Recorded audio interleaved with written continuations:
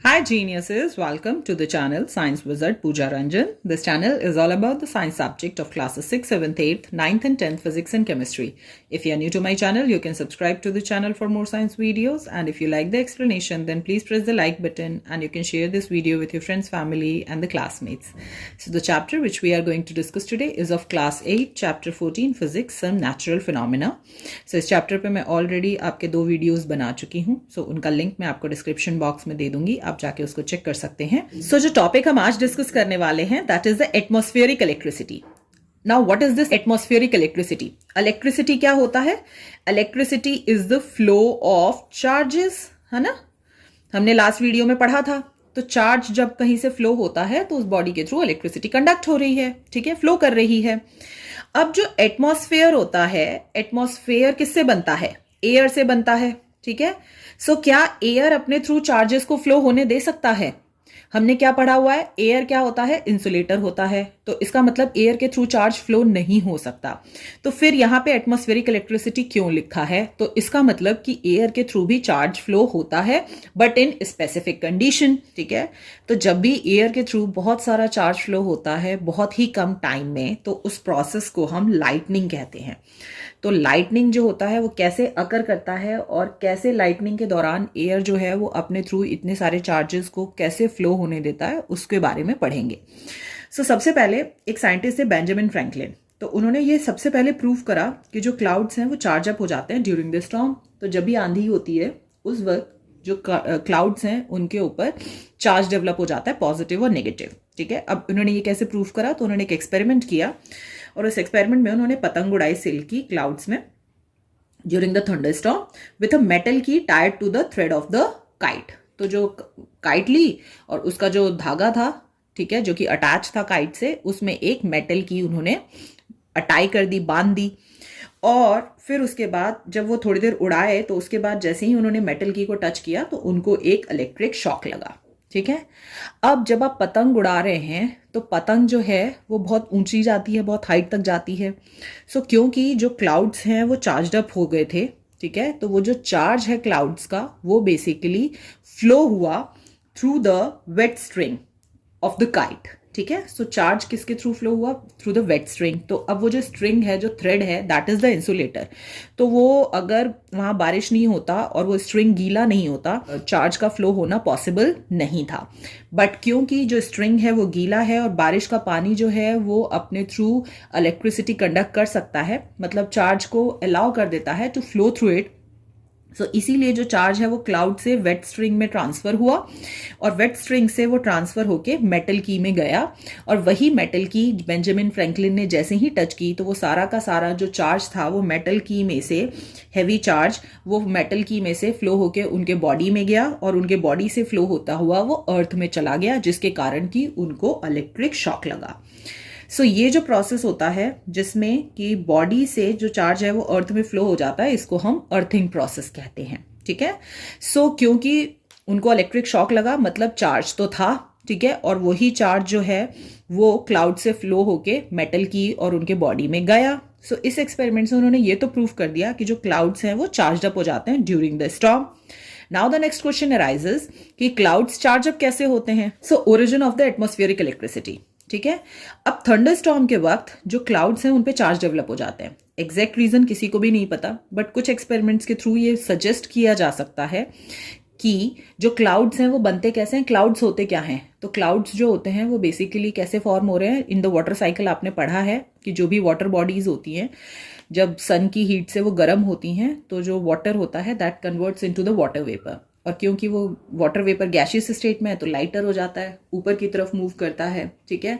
और जैसे ही वो ऊपर हाइट पे जाता है तो वहां पे टेम्परेचर कम है तो जो वाटर वेपर है वो कंडेंस हो जाता है and converts into the water droplets. और वही वाटर ड्रॉपलेट्स जो है वो एक संग एक्यूमुलेट होके दे फॉर्म द क्लाउड, ठीक है. सो अब समझ लो कि ये बादल है, इसमें बहुत सारे ऐसे वाटर ड्रॉपलेट्स हैं, ठीक है.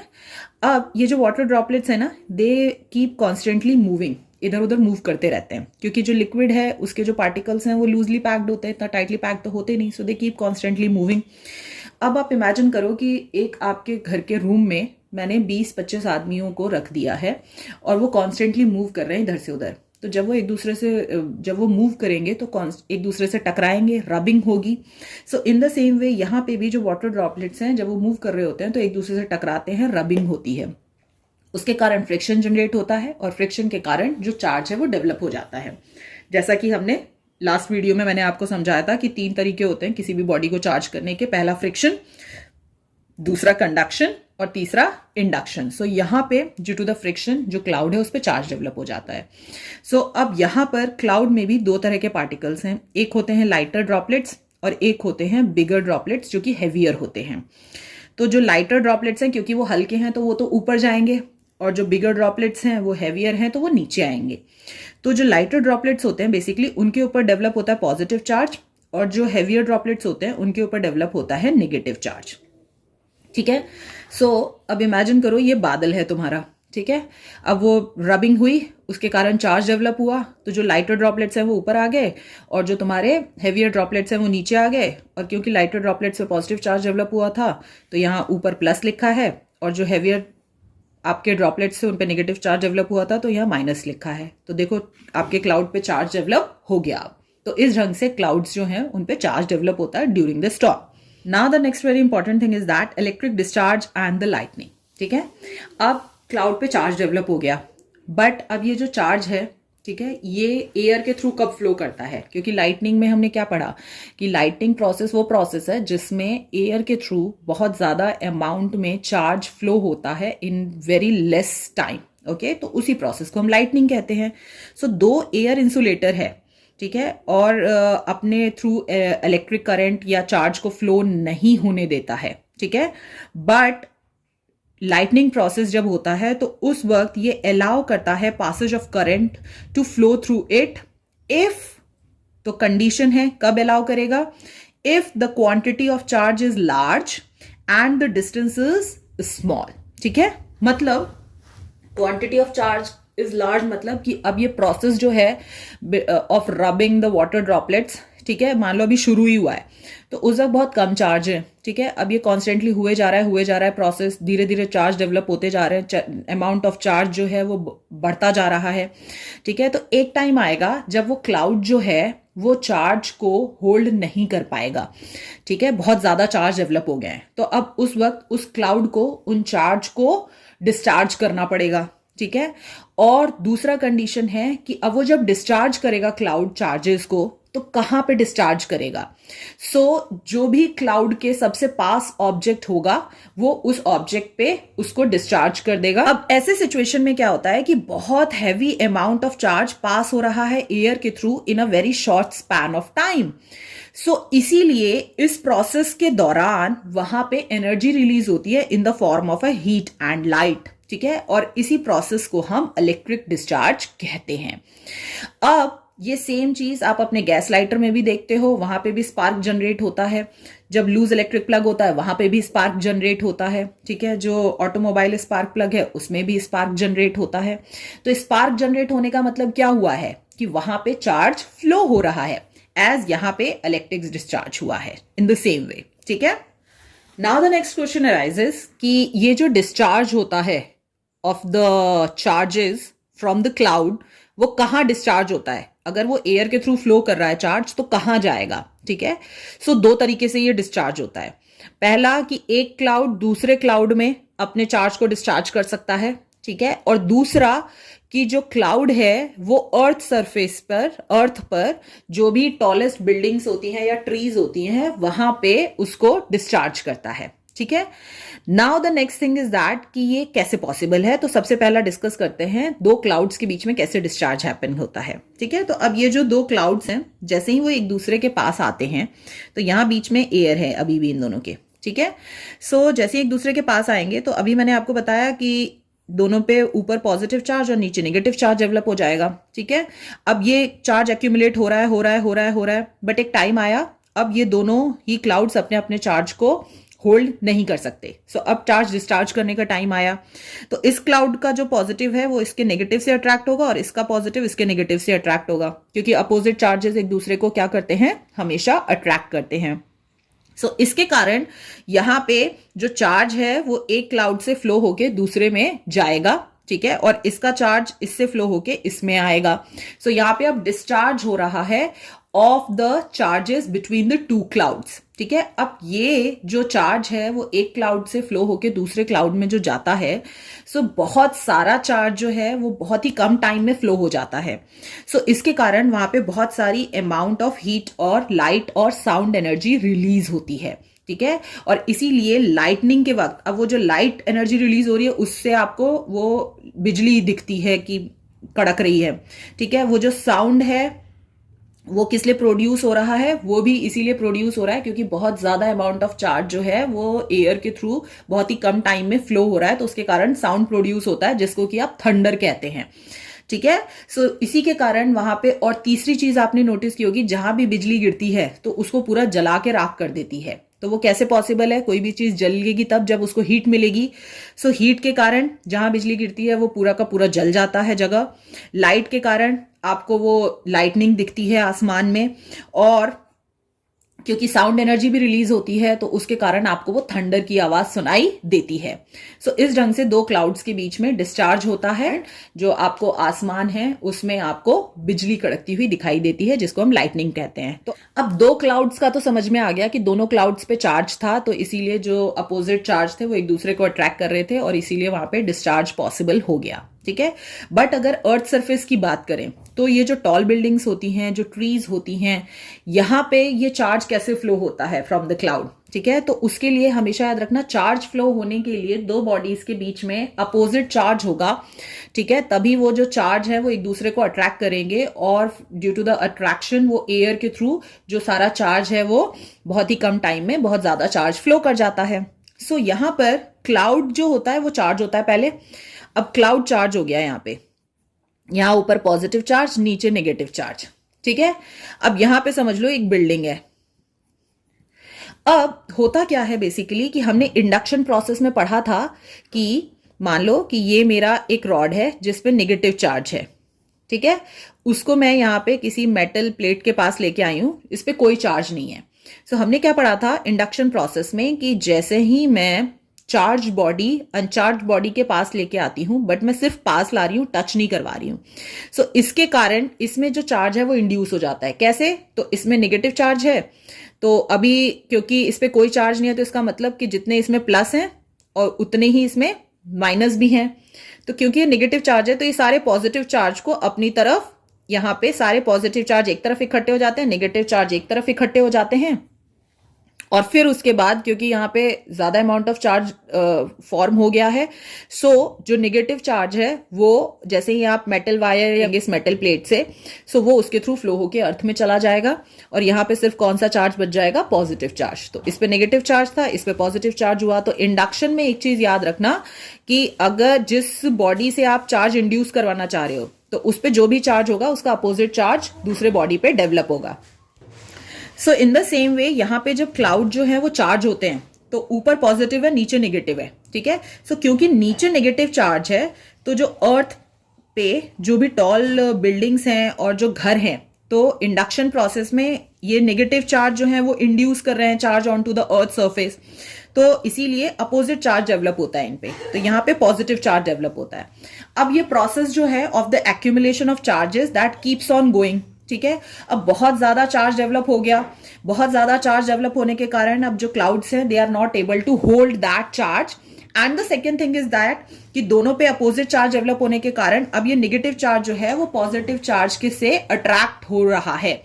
ठीक है, सो इन दोनों चीजों के कारण जो आपका क्लाउड्स हैं वो डिस्चार्ज कर देते हैं चार्जेस को। ठीक है, और उसी वक्त एयर के थ्रू बहुत ही कम अमाउंट ऑफ टाइम में बहुत ज्यादा चार्ज फ्लो होता है टुवर्ड्स द टॉल बिल्डिंग और द ट्रीज जो कि चार्ज हैं। ठीक है, अब मैंने अभी बताया आपको कि जब बहुत ही कम टाइम में बहुत ज्यादा चार्ज फ्लो करता है सो उसके कारण वहां पे हीट, लाइट और साउंड एनर्जी रिलीज होती है, और इसी को हम लाइटनिंग प्रोसेस कहते हैं। ठीक है, अब यहां पे एक चीज और है समझने वाली कि अगर आप पहाड़ों पे जाते हो तो जो पहाड़ होते हैं वो बहुत ऊंचे ऊंचे होते हैं, और पहाड़ों के पास जाओगे ना तो आपको बादल बहुत पास दिखते हैं, और अगर आप किसी प्लेन एरिया में रह रहे हो, ठीक है, सो वहां पे आप देखोगे तो बादल आपको बहुत दूर दिखते हैं, आप गए होंगे घूमने पहाड़ों पे तो आपने नोटिस किया होगा, जैसे लगता है बादल बहुत पास हैं, आप टच कर सकते हो।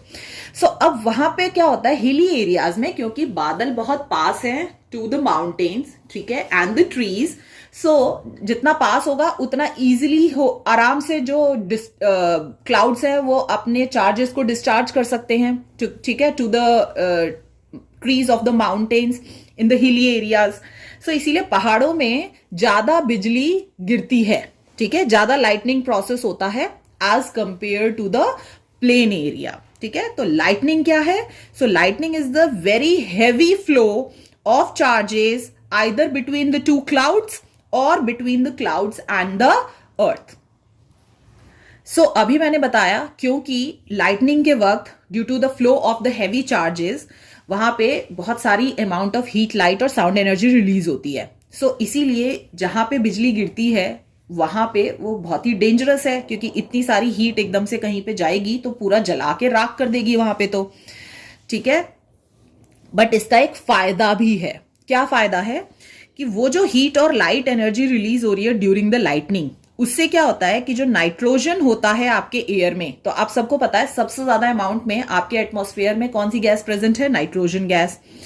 तो वो नाइट्रोजन जो होता है वो ऑक्सीजन के संग रिएक्ट करता है। सो मैंने आपको 7th क्लास में भी पढ़ाया था, 8th क्लास में भी पढ़ाया है कि बहुत सारी रिएक्शंस ऐसी होती हैं जिनको हीट देना पड़ता है। जब आप उसको हीट करते हैं तो वो जो दोनों एलिमेंट्स हैं वो एक दूसरे के संग कंबाइन करके नया कंपाउंड फॉर्म करते हैं। तो नाइट्रोजन और ऑक्सीजन पहले भी हैं एयर में, बट वो एक दूसरे के संग रिएक्ट नहीं कर रहे हैं। बट क्योंकि यहाँ बहुत सारी हीट और लाइट एनर्जी रिलीज हो रही है, so due to the heat वहां पे जो नाइट्रोजन और ऑक्सीजन है इनटू द एयर वो एक दूसरे के संग रिएक्ट करते हैं, केमिकली कंबाइन करते हैं, and they from the nitrogen oxide, ठीक है। अब आपके एटमॉस्फेयर में अलग अलग नाइट्रोजन और ऑक्सीजन ना होते हुए नाइट्रोजन ऑक्साइड फॉर्म हो गया उसकी हीट के कारण, लाइटनिंग के। अब ये जो नाइट्रोजन ऑक्साइड है ये गैस होती है जो कि आपकी एयर में प्रेजेंट है, ठीक है। अब जब बारिश होगी तो बारिश के वक्त जो वाटर है उसके संग ये नाइट्रोजन ऑक्साइड जो है वो रिएक्ट करेगा, ठीक है। सो मेटल नॉन मेटल में हम पढ़ चुके हैं ऑलरेडी ये चीज। सो जब पानी और नाइट्रोजन डाइऑक्साइड एक दूसरे के संग रिएक्ट करेंगे तो वहां पे नाइट्रिक एसिड फॉर्म होगा, ठीक है। और वही नाइट्रिक एसिड जो है वो बारिश के पानी के साथ धरती पर आ जाता है, ठीक है। अब ये जो एसिड है जो कि धरती पर आ गया है ये रिएक्ट करता है सॉल्ट के साथ इनटू द सॉइल, ठीक है। तो आपके सॉइल में बहुत सारे सॉल्ट प्रेजेंट होते हैं जो कि न्यूट्रिएंट प्रोवाइड करते हैं टू द प्लांट्स। सो अब ये जो एसिड है ये सॉल्ट के संग कंबाइन करता है सॉइल में और वहां पे नाइट्रोजनस कंपाउंड बना देता है, और वो नाइट्रोजनस कंपाउंड जो होते हैं they increase the fertility of the soil. इसको इनडायरेक्टली अगर मैं बोलूं तो यहां पर क्या हो रहा है? Fixing of nitrogen.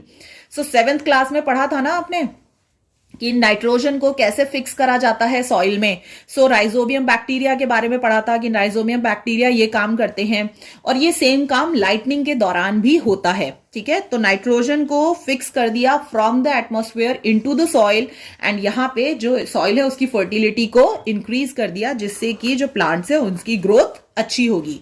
सो एक तो ये बेनिफिट होता है लाइटनिंग का। दूसरा बेनिफिट ये होता है कि lightning also enables the ozone to form from the oxygen, ठीक है। सो अब जो ऑक्सीजन आपके एटमॉस्फेयर में है तो लाइटनिंग के दौरान जो ऑक्सीजन है वो दूसरे ऑक्सीजन के संग कंबाइन करके ओजोन लेयर फॉर्म कर देता है। और ओजोन लेयर की इंपॉर्टेंस आप सबको पता है। ओजोन लेयर ही जो है आपके अर्थ एटमॉस्फेयर में वो प्रोटेक्ट करता है जो सन की हार्मफुल अल्ट्रावायलेट रेज हैं to reach to the earth, क्योंकि वो इतनी ज्यादा हार्मफुल होती हैं they can cause the cancer and many type of skin diseases. So lightning के दौरान जो ऑक्सीजन प्रेजेंट है एटमॉस्फेयर में that is converting into the ozone, so वो ओजोन लेयर भी फॉर्म कर रहा है। So these are the two benefits of lightning process. Now the next if we talk about is the lightning conductor, ठीक है। अब ये lightning conductor क्या होता है? So मान लो कि जो बुर्ज खलीफा है that is the tallest building, ठीक है। तो अगर वहां बिजली कड़कती है तो सबसे ज्यादा डर किसको है? बुर्ज खलीफा को ही है कि उसके ऊपर बिजली गिर जाएगी और पूरी बिल्डिंग डिस्ट्रॉय हो जाएगी। तो अगर आप अपनी बिल्डिंग को प्रोटेक्ट करना चाहते हैं during the lightning process, even though आपकी बिल्डिंग कितनी भी ऊंची हो, तो आप क्या कर सकते हैं, लाइटनिंग कंडक्टर यूज कर सकते हैं. So in order to protect the tall building from the damage by the lightning, a lightning conductor is fixed on them. So उनके ऊपर एक lightning conductor फिक्स किया जाता है. अब ये क्या होता है, तो बेंजामिन फ्रैंकलिन ने डेवलप किया था idea of using the lightning conductor to protect the tall building. अब ये जो लाइटनिंग कंडक्टर होता है ये मेटल रॉड होता है ending in the spikes at the top. So as you can see in the figure, ये बहुत ही ऊंची सी बिल्डिंग है और यहाँ पे ये एक लाइटनिंग कंडक्टर लगाया है और इसके ऊपर यहाँ पे as you are seeing there are the spikes. So जो एक एंड होता है लाइटनिंग कंडक्टर का ऊपर वाला, वहां पे स्पाइक्स होते हैं और जो लोअर एंड होता है आपका लाइटनिंग कंडक्टर का, वो अटैच होता है to the copper plate which is buried deep in the earth. तो जब भी आप बिल्डिंग बनाते हैं तो जो नींव रखी जाती है ना, तो नींव रखते वक्त वहां पे एक बड़ा सा मेटल का टुकड़ा रख दिया जाता है जिससे कि अर्थिंग प्रोसेस हो सके. ठीक है, जो चार्ज है, क्योंकि बहुत बड़ा मेटल का टुकड़ा अगर आप रखोगे नीचे, तो जो चार्ज है वो बॉडी के थ्रू फ्लो होता हुआ उसमें नीचे वाले जो मेटल का जो भी आपने पीस रखा है उसमें चला जाएगा और इसी प्रोसेस को हम अर्थिंग कहते हैं. सो लाइटनिंग कंडक्टर का दूसरा एंड जो है वो धरती के नीचे एक कॉपर प्लेट है उससे अटैच रहता है. ठीक है, अब जैसे ही लाइटनिंग स्ट्राइक करेगा बिल्डिंग को, तो वो बिल्डिंग पे नहीं जाएगा, वो फ्लो करेगा harmlessly to the earth through the metal rod. तो वो जो मेटल रॉड है ना, वो अपने थ्रू वो सारा चार्ज जो कि क्लाउड ने डिस्चार्ज किया है, ठीक है, अपने थ्रू फ्लो करवाएगा और सारा का सारा चार्ज जो है वो इस लाइटनिंग कंडक्टर के थ्रू फ्लो होके कहां चला जाएगा, नीचे धरती में कॉपर प्लेट पे. ठीक है, तो उससे क्या है कि जो आप अपनी बिल्डिंग है उसको इजीली बचा सकते हैं. तो lightning conductors are the solution to prevent the tall buildings from lightning. Now the next is safety during the lightning. ठीक है, अब आप तो बहुत बड़ी कोई टॉल बिल्डिंग हो नहीं कि आपके साथ भी एक लाइटनिंग कंडक्टर अटैच कर दिया जाए, जहां आप घूमो तो फिर वो सारा का सारा चार्ज नीचे चला जाए. ठीक है, आपको क्या प्रिकॉशंस लेने हैं जब लाइटनिंग प्रोसेस होता है, because this can be very dangerous and it can burn the people, the building and the trees and can destroy the property also. ठीक है, सो जब भी थंडर होता है, ठीक है, सो उस वक्त हमेशा याद रखना है, आंधी तूफान और बिजली कड़क रही है तो उस वक्त हमेशा याद रखना है कि बाहर नहीं घूमें. ठीक है, अपनी कारों में बाहर घूमने के बजाय या फिर सड़क पे वॉक करने के बजाय you should take a shelter और अपने घर में रहें when you hear the thunder. Okay, open place में नहीं रहना है. A building specially one with the lightning conductor is the safe. तो अगर आपके घर अगर आपकी बिल्डिंग है और उस बिल्डिंग में बहुत सारे फ्लोर्स हैं, ओके, सो अगर उसमें लाइटनिंग कंडक्टर है तो ज्यादा चांसेस हैं कि आप बच सकते हैं. ठीक है, कार और बसेस जो होती हैं वो भी सेफ होती हैं, but the only condition is कि उनके विंडो को बंद रखा जाए. अब इस विंडो बंद रखने से क्या होगा, तो बेसिकली आपने लाइटनिंग के वक्त क्या देखा, लाइटनिंग क्या है, जब बहुत ज्यादा अमाउंट ऑफ चार्ज जो है वो फ्लो कर रहा है from the air, okay, to the any object on the earth surface. तो अब आप जैसे ही विंडो खुला हुआ है तो जो एयर है वो विंडो के थ्रू बस में भी तो आ रही है ना, तो वो जो चार्ज फ्लो हो रहा है थ्रू द एयर, सो वो फ्लो होता होता बस में भी आ जाएगा चार्ज और फिर अगर वो आपसे स्ट्राइक करेगा तो आपको जला देगा. सो इसीलिए जस्ट मेक श्योर कि जब भी आप कार और बस में ट्रेवल कर रहे हैं ड्यूरिंग द थंडर अपने विंडोज को क्लोज करके रखिए. अगर आप किसी ऐसी जगह पर हैं, ठीक है, जहां पे आपको घर नहीं मिल रहा है, सो कभी भी आप पेड़ के नीचे खड़े ना हो ड्यूरिंग द लाइटनिंग, क्योंकि जो पेड़ होते हैं, लंबे लंबे जो पेड़ होते हैं, उनमें सबसे ज्यादा रिस्क होता है लाइटनिंग स्ट्राइक करने का. सो अगर आप पेड़ के नीचे खड़े हैं ड्यूरिंग द लाइटनिंग तो सबसे ज्यादा चांसेस हैं कि लाइटनिंग आपको ही स्ट्राइक करेगी. तो कभी भी पेड़ों के नीचे खड़ा नहीं होना चाहिए ड्यूरिंग द लाइटनिंग. और अगर कोई ऑप्शन नहीं है तो हमेशा वो ही पेड़ चुनिए जिसकी हाइट सबसे छोटी है. ठीक है, next, and an open place is not safe place to be in, especially if it is elevated. ठीक है, तो मैंने क्या बताया था, जितना ऊंचा होगा, ठीक है, उतना ज्यादा रिस्क है क्योंकि क्लाउड के जितना पास होगी कोई भी चीज वो इजीली उसमें डिस्चार्ज कर सकता है अपने चार्ज को. सो जितना ऊंचा है, एलिवेटेड है, ऐसी किसी भी जगह पर आपको नहीं होना चाहिए. ठीक है, सो हमेशा जो पोल्स हैं, ट्रीज हैं, उनसे दूर रहिए. किसी ऐसी जगह पर रहिए जहां पे कि वो बहुत ही ग्राउंडेड है, लोअर लेवल पे है. So these are the precautions which you can take during the lightning. So this is it about this video. In the next video, we will discuss about the earthquake.